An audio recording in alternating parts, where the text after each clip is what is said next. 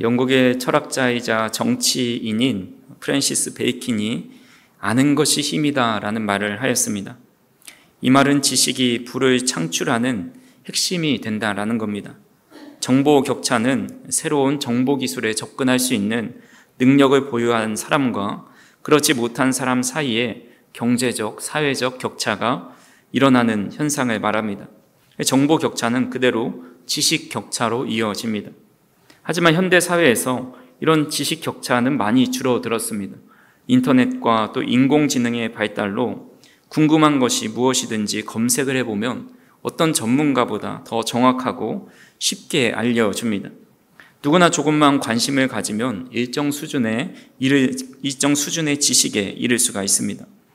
하지만 지식이 많다고 지혜로운 것은 아닙니다.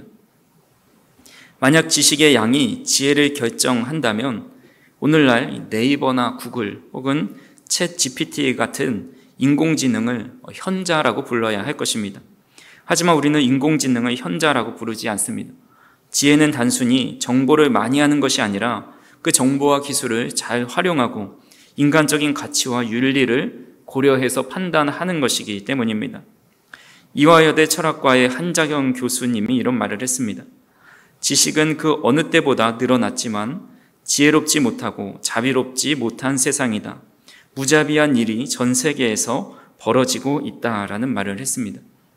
지식과 지혜는 서로 밀접하게 연결되어 있지만 본질적으로 다른 개념입니다. 둘 다 중요한 역할을 하지만 각각의 속성과 기능의 차이가 있지요. 지식은 사실, 정보, 경험을 축적하고 이해하는 것입니다. 즉 지식은 주로 무엇을 아는지에 대한 내용입니다. 반면에 지혜는 그런 지식의 활용과 그것을 바탕으로 한 통찰력이다 할 수가 있습니다. 그래서 지혜는 어떻게 행동할 것인가에 관한 능력입니다. 지식을 효과적으로 적용하고 삶의 복잡한 문제를 가진 지식을 통해서 해결하는 능력이 바로 지혜입니다. 오늘 본문은 나발과 다윗 사이에 있었던 갈등을 아주 지혜롭게 해결하는 아비가일에 대한 이야기입니다. 오늘 우리는 23절에서 35절을 읽었지만 이 이야기는 25장 전체에 기록되어 있을 정도로 아주 큰 분량을 차지하고 있습니다. 사무엘이 죽은 후에 다윗은 바란 광야로 내려갑니다. 하지만 그 지역은 오래 머물 수 있는 장소가 아니어서 유다 지역의 마온이라는 곳에 올라가게 됩니다. 그때 다윗에게는 군사만 600명이 있었습니다. 그럼 그와 거느린 식솔까지 하면 2000명은 좋게 넘는 수였습니다. 그렇기 때문에 만약에 그들이 다스리는 성읍이나 이 백성들이 있으면 어디를 가든지 먹을 것을 조공받고 또 세금을 받아서 그 군대를 유지할 수가 있습니다. 하지만 다윗은 어떤 사람들의 세금을 거둔 것도 아니고 거처할 수 있는 성읍을 가지고 있는 것도 아니었습니다. 그래서 그런 대규모의 사람들이 어디를 가든지 가장 문제되는 것이 바로 먹을 것이었습니다. 그래서 다윗은 주변의 광야에 살아가는 그런 주민이나 목자나 농사 짓는 사람들을 보호해주면서 그들에게 어느 정도의 음식을 제공받으면서 아마 삶을 유지했던 것으로 보여집니다. 근데 마침 마온에 이르렀을 때 그곳에 큰 부자가 있었습니다.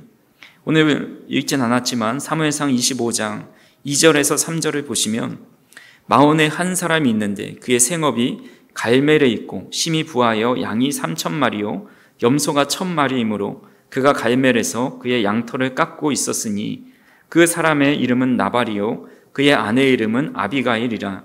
그 여자는 총명하고 용모가 아름다우나 남자는 완고하고 행실이 악하며 그는 갈렙 족속이었더라. 나발이라는 사람은 심히 부하여서 양이 3000마리, 염소가 1000마리나 있었습니다. 그가 갈멜에서 그의 양털을 깎고 있습니다. 당시 양털을 깎는 날은 잔칫날입니다. 그래서 이 소식을 들은 다윗은 부하 10명을 보내서 그들에게 양식을 좀 공급해 달라고 요청합니다. 다윗의 입장에서 그의 도움을 기대하는 이유가 있습니다. 첫 번째로 그는 같은 유다 지파의 갈렙 족속이었습니다. 두 번째로 그에게 해를 끼치지 않았습니다. 보통 큰 군대는 어떤 작은 사람의 재산을 뺏어가도 그 사람은 어떤 말을 할 수가 없는데 그들의 것을 빼앗지 않을 뿐만 아니라 강도 때와 여러 위험으로부터 그들의 보호막이 되어 주었습니다. 이에 다윗이 자유 경비대가 되어서 나발의 재산을 하나도 잃지 않도록 해주었습니다. 세 번째로 마침 그때가 양털을 깎는 잔칫날이었기 때문입니다. 잔칫날은 지나가는 객이나 또 어떤 주변 마을 사람들에게 먹을 것을 마음껏 베풀어 주는 날입니다. 하지만 나발은 그런 다윗의 요청을 거절할 뿐만 아니라 그를 모욕합니다.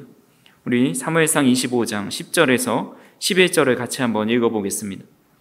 나발이 다윗의 사환들에게 대답하여 이르되 다윗은 누구며 이새의 아들은 누구냐? 요즘에 각기 주인에게서 억지로 떠나는 종이 많도다. 내가 어찌 내 떡과 물과 내 양털 깎는 자를 위하여 잡은 고기를 가져다가 어디서 왔는지도 알지 못하는 자들에게 주겠느냐 한지라. 이 나발은 다윗을 모른다라고 말을 합니다. 주인에게 억지로 떠나는 종이 많다라고 말을 하면서 그가 사울을 떠난 도망친 종으로 생각하고 있는 겁니다. 근데 과연 나발이 다윗을 진짜 몰랐을까요? 당시 유대인 중에 다윗을 모르는 사람은 없었습니다. 그는 다윗을 지도자로 인정하지 않고 다윗이 도대체 누구냐, 그런 사람은 알지도 못하고 우리 식구들만 먹일 그 잡은 고기를 알지도 못하는 사람한테 주어야 하냐라고 말을 하는 겁니다. 예전에 베이징 올림픽에서 우리나라 야구 대표팀이 전승을 해서 금메달을 딴 적이 있습니다. 당시 이승엽 선수가 일본 요미우리에서 활약을 하고 있었는데 우리나라 국가대표로 선출되어서 경기에 나섰습니다. 일본과의 경기에서 우리나라 기자들이 일본의 감독이었던 호시노 감독에게 이런 질문을 했습니다. 이번 경기에서 이승엽 선수를 어떻게 생각하십니까? 라는 질문을 합니다. 그러자 이 감독이 이승엽 선수가 누구인지 난 모른다 라는 대답을 했습니다. 감독이 상대팀 선수를 모를 리는 없습니다. 더군다나 일본에서 뛰는 선수를 모를 수는 없는 것이죠. 이것은 그 선수를 무시하는 발언이었습니다. 지금 나발의 발언이 그렇습니다. 다윗은 그저 사울 왕에게 반역을 꾀하다가 도망치는 반역자로 여기고 있는 겁니다. 그와 엮이다가는 자신의 생명과 재산을 잃어버릴까 염려하고 있습니다.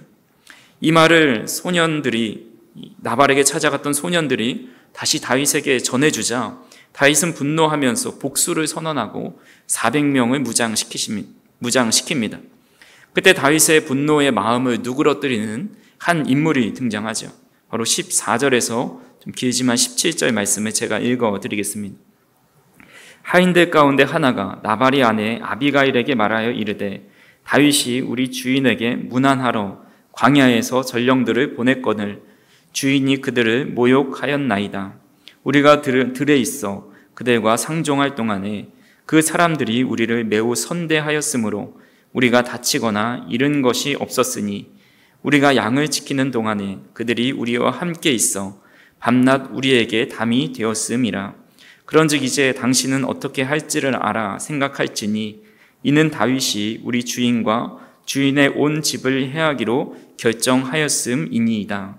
주인은 불량한 사람이라 더불어 말할 수 없나이다 하는지라. 하인들도 다윗의 군대가 자신들을 지켜주어서 그들의 담이 되었다라는 것을 알고 있었습니다. 이 주인이 그를 모욕해서 다윗의 군대를 이끌고 올 것을 알고 그의 여주인인 아비가일에게 그동안 있었던 일들을 보고하고 있습니다. 아비가일은 이 이야기를 듣고 급히 음식을 준비해서 다윗을 맞으러 갑니다. 그래서 다윗과의 만남을 통해서 다윗의 마음을 누그러뜨리고 다윗이 동족을 죽이지 않는 죄를 범하지 않을 수 있게 되었습니다. 다윗은 아비가일의 이런 모습을 보고 그의 지혜를 칭찬하고 그에게 복을 빌어 주었습니다. 그래서 오늘 말씀을 통해서 이 아비가일이 가지고 있었던 그 지혜가 무엇인지를 우리가 함께 배워보고자 합니다. 첫 번째로 아비가일은 이 때를 알고 베푸는 그런 지혜를 가지고 있었습니다. 아비가일은 종들의 이야기를 듣고 급하게 음식을 준비하죠. 18절 말씀을 같이 한번 읽어보겠습니다. 아비가일이 급히 떡 200덩이와 포도주 2 가죽 부대와 잡아서 요리한 양 5마리와 볶은 곡식 5세아와 건포도 100송이와 무화과 뭉치 200개를 가져다가 나귀들에게 싣고. 아비가일은 다윗에게 가져다 줄 음식들을 남편 모르게 준비하고 요리해서 다윗에게 가지고 갑니다. 삶의 지혜를 다룬 잠언에서 보면 이 베풀기를 아끼지 말라라는 말씀이 있습니다. 잠언서 3장 27절에서 28절을 같이 한번 읽어보겠습니다. 내 손이 선을 베풀 힘이 있거든 마땅히 받을 자에게 베풀기를 아끼지 말며 내게 있거든 이웃에게 이르기를 갔다가 다시 오라 내일 주겠노라 하지 말며. 나발은 그의 손에 충분히 베풀고도 남을 만큼의 재력이 있었습니다. 하지만 나발은 3절에 완고하고 행실이 악했고 또 17절에 보면 하인들도 나발을 불량자다라고 표현을 했습니다. 또한 25절에 보면 아비가일이 자신의 남편을 가리켜서 미련한 자라는 그런 이름답게 그는 미련한 사람이다라고 말을 합니다. 자신이 가진 것을 충분히 베풀 수 있음에도 그것을 베풀지 않는 사람은 결국 어리석은 부자와 같습니다. 누가복음 12장에 보면 예수님께서 탐심에 대한 경고를 하십니다. 어리석은 부자가 밭에 농사를 지었는데 소출이 너무 풍성하게 맺힌 겁니다. 그래서 이것이 평생 먹고 살 만큼의 양이 되어서 이제 이것을 어떻게 보관할까를 고민하게 됩니다. 그래서 생각해낸 것이 지금 있는 작은 곡간을 헐고 그곳에 큰 곡간을 짓고 거기에 물건을 쌓아두어서 평생 쉬고 먹고 마시고 즐거워하면 되겠다라는 생각을 합니다. 그때 하나님께서 이렇게 말씀하십니다. 누가복음 12장 20절에서 21절을 같이 한번 읽어보겠습니다. 하나님이 이르시되 어리석은 자여 오늘 밤에 내 영혼을 도로 찾으리니 그러면 내 준비한 것이 누구의 것이 되겠느냐 하셨으니 자기를 위하여 재물을 쌓아두고 하나님께 대하여 부요하지 못한 자가 이와 같으니라. 자기만을 위하여 재물을 쌓아놓는 사람은 어리석은 사람이다 라고 말씀합니다. 반대로 자신이 가진 재물이 모든 것이 하나님께로부터 왔음을 믿고 하나님께 대하여 부요한 사람이 지혜로운 사람이다 라는 말씀을 합니다. 그래서 여기서 하나님에 대하여라는 말씀은 단순히 하나님께 드리는 예물을 포함해서 세상에 소외되고 작은 자를 의미합니다. 주님께서는 작은 자 한 사람에게 행한 것이 바로 나에게 행한 것이다 라고 말씀하셨기 때문입니다. 이렇게 다른 사람을 향해 베풀 수 있는 것 자체가 큰 지혜인데 무조건 베푼다고 능사가 아닙니다. 지금 다윗은 가장 어려운 시기를 보내고 있습니다. 이렇게 어려운 시간에 베풀어주는 작은 행위가 바로 참된 지혜입니다.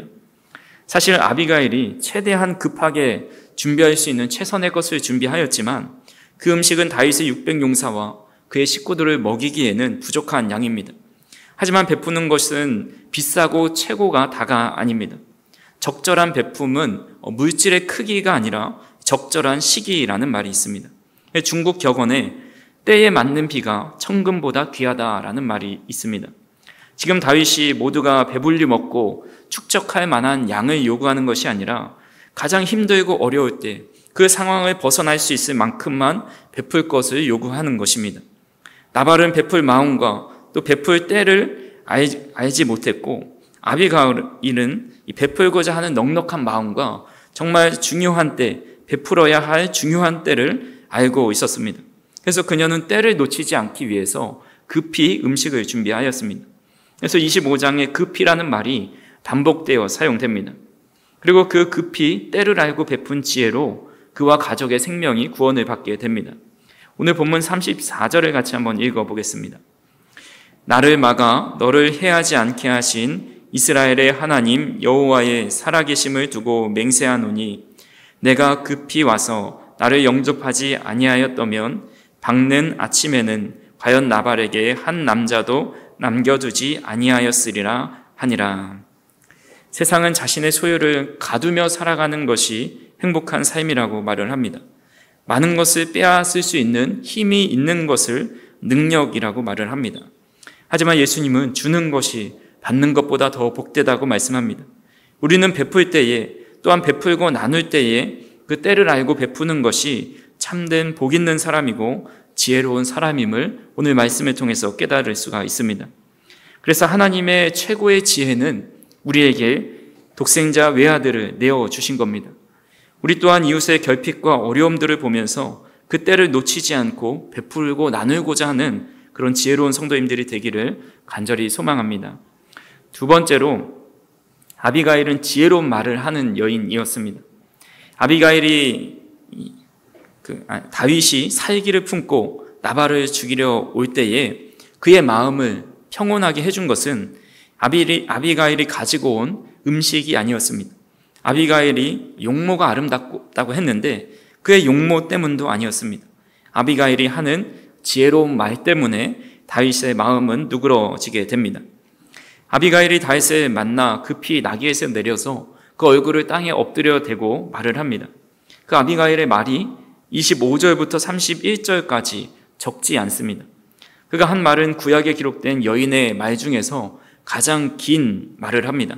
그래서 학자들은 그런 것들을 찾아내고 어떤 구체적으로 얼마나 긴지를 막 찾아내는데, 어떤 학자는 그 아비가일이 한 말을 세보니까 153개의 단어를 사용하면서 다윗에게 말을 했다라고 조사했다고 합니다. 그가 한 말을 몇 가지로 분류해 보고 또 어떤 말이 지혜로운 언어인지를 보게 됩니다. 첫 번째로 공감하는 언어입니다. 25절을 같이 한번 읽어보겠습니다. 원하옵나니 내 주는 이 불량한 사람 나발을 개의치 마옵소서.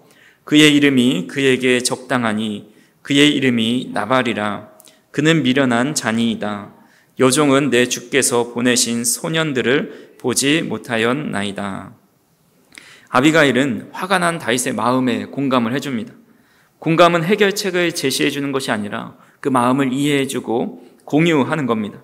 그래서 심리학에서는 공감을 정서적 산소라고 말을 합니다.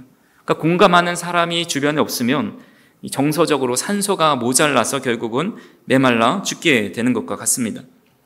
아비가일은 다윗에게 내 주는 이 불량한 사람 나발을 개의치 마옵소서. 나발은 그의 이름에 뜻과 같이 미련한 사람입니다 라고 말을 합니다.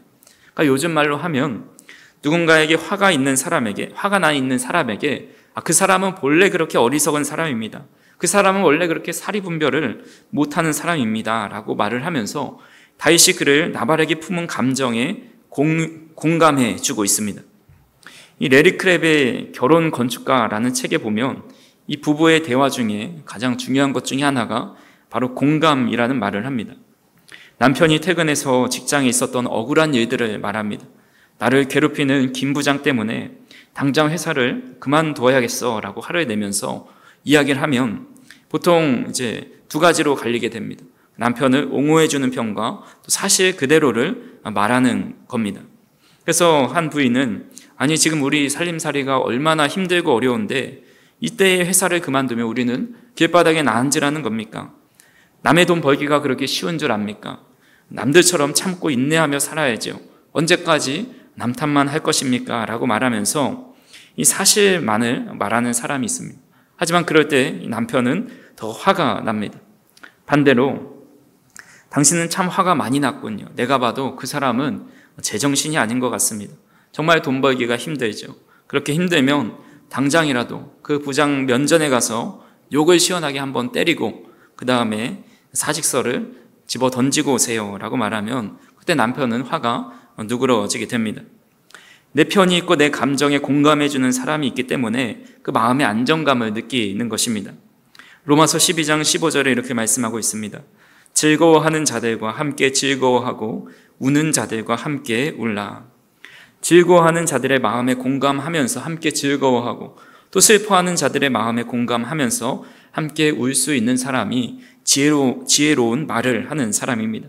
그렇게 저와 우리 성도님들이 공감하는 언어를 할 수 있는 지혜로운 사람들이 다 될 수 있기를 간절히 소망합니다. 두 번째로 아비가일은 다윗을 격려하는 말을 합니다. 우리 28절에서 29절을 같이 한번 읽어보겠습니다. 주의 여종의 허물을 용서하여 주옵소서. 여호와께서 반드시 내 주를 위하여 든든한 집을 세우시리니 이는 내 주께서 여호와의 싸움을 싸우심이요 내 주의 일생에 내 주에게서 악한 일을 찾을 수 없음이니이다. 사람이 일어나서 내 주를 쫓아 내 주의 생명을 찾을지라도 내 주의 생명은 내 주의 하나님 여호와와 함께 싸개의 속에 쌓였을 것이요 내 주의 원수들의 생명은 물매로 던지듯 여호와께서 그것을 던지시리이다. 아멘. 다윗은 사울에게 쫓기고 한낱 졸부에게 음식을 요구해야 하는 그런 삶을 살아가고 있었습니다. 하지만 아비가일은 다윗을 그런 불황자로, 반역자로 보지 않았습니다. 여호와께서 반드시 내 주를 위하여 든든한 집을 세우실 겁니다. 하나님께서 왕 대신 싸우실 겁니다. 왕의 생명은 여호와께서 생명 싸게 보관해 놓으실 겁니다. 원수들의 생명을 물매 던지듯이 던져버릴 겁니다 라고 그를 격려해 줍니다. 누가 봐도 다윗은 도망자로 살아가고 있고 음식을 구걸하고 있는데 아비가일은 다윗이 하나님의 은혜와 복을 받은 사람으로 여기고 그를 격려해 주는 것입니다. 칭찬은 고래도 춤추게 한다라는 말이 있습니다. 칭찬을 들으면 의욕이 생기고 힘이 난다라는 뜻이죠. 하지만 이런 어떤 심리학자는 이 칭찬이 가지고 있는 한계에 대해서 이렇게 말을 합니다.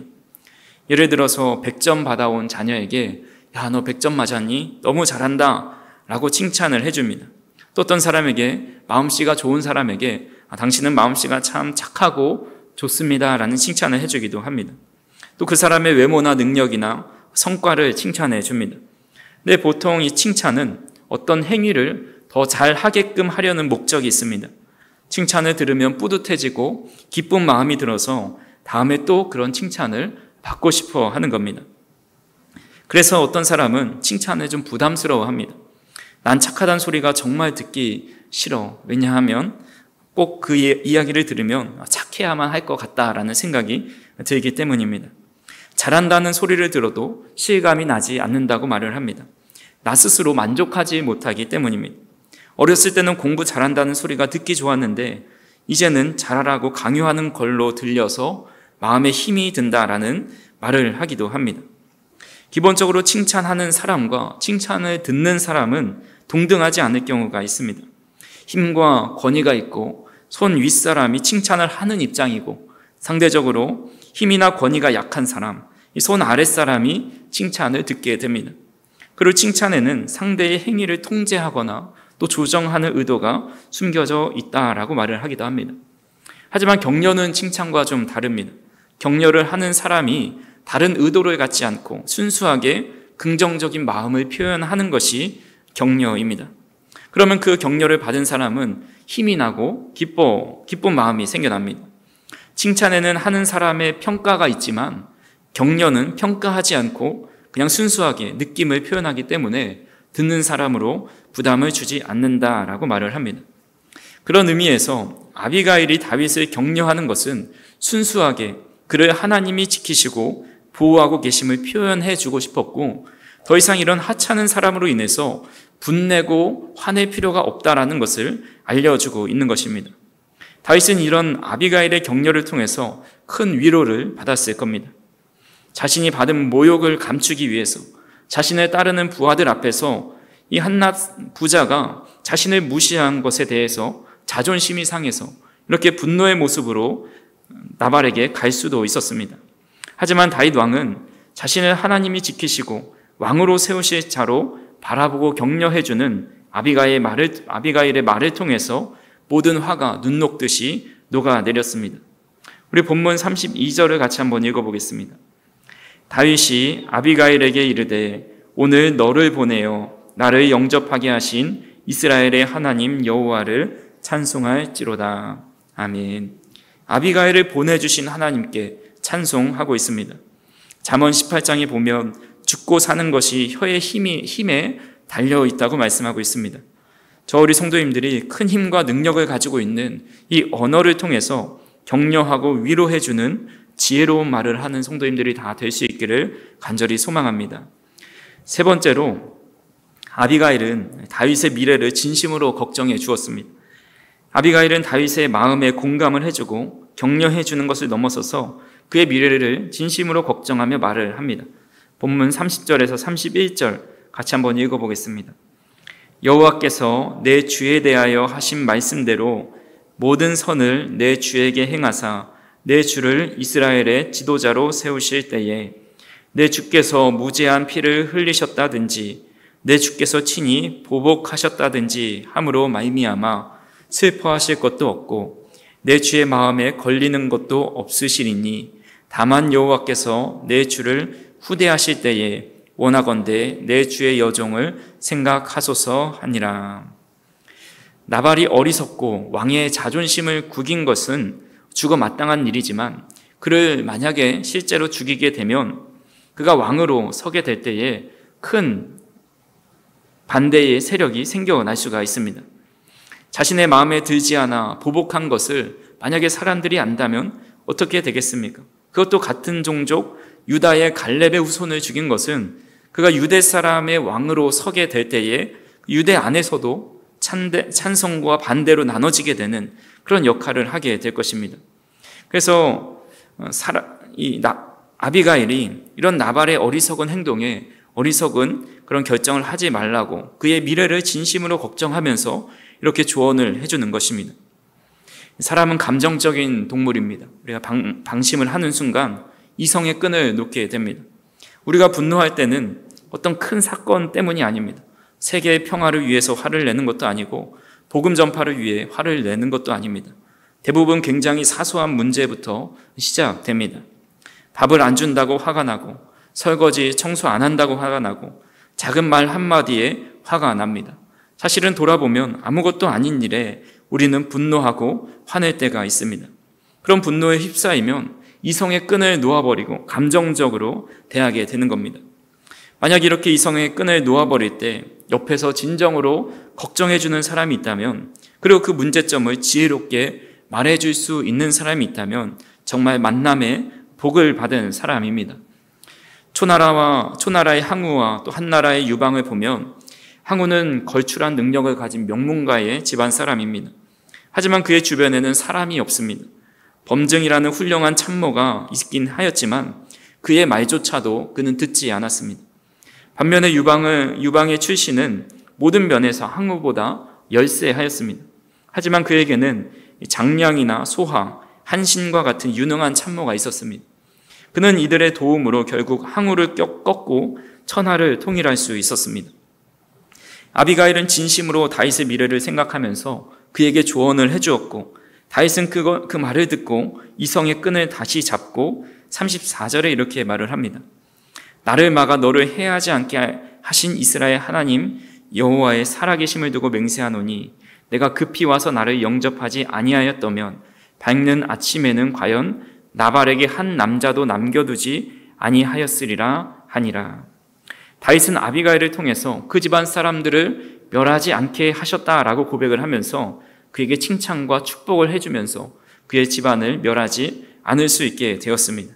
그리고 이후에 나발은 하나님의 심판을 받아서 죽게 되고 아비가일은 다윗의 청혼을 받아서 결혼하여 이후 이스라엘의 왕후가 되었습니다. 말씀을 정리합니다. 오늘 우리는 사무엘상 25장을 통해서 아비가일의 지혜로운 말과 행동이 얼마나 큰 위기를 막을 수 있는지를 생각해 보았습니다.